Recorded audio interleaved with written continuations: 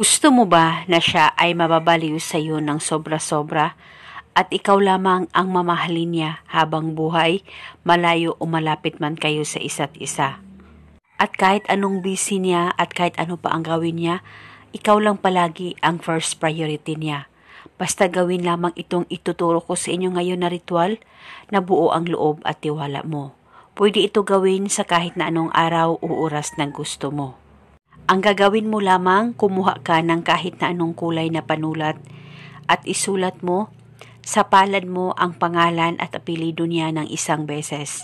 At kung alam mo ang kanyang kapanganakan ay pwede mong isulat ito. At kung hindi mo naman alam ay okay lang, basta alam mo ang tunay na pangalan niya. At pagkatapos mo nang masulat ito, ay ilapit mo ang palad mo sa baba mo.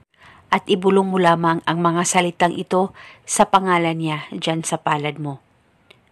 Ako lamang ang mamahalin mo higit pa sa buhay mo. Ibulong mo lamang ito ng paulit-ulit kahit ilang beses. Pwede mo dagdagan o ibahin ang hiling kung gusto mo, wala pong problema. At pagkatapos, halikan mo lamang ng isang beses ang pangalan niya dyan sa palad mo. At natapos na po natin ang ritual, huwag niyo pong kusang burahin ang nakasulat dyan sa palad mo, hayaan mo lang ito kung kailan ito mabubura.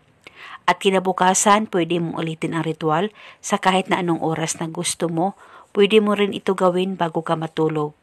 Basta gawin ito isang beses sa isang araw at gawin ito hanggang kailan mo gusto. At paniguradong siya ay mas lalong mababaliw sa sobrang pagmamahal niya sa iyo, malayo o malapit man kayo sa isa't isa. At ikaw lamang palagi ang first priority niya. At kung kayo ay may katanungan, mag-comment lang po kayo sa baba. Maraming salamat po sa panunood. May God bless us all.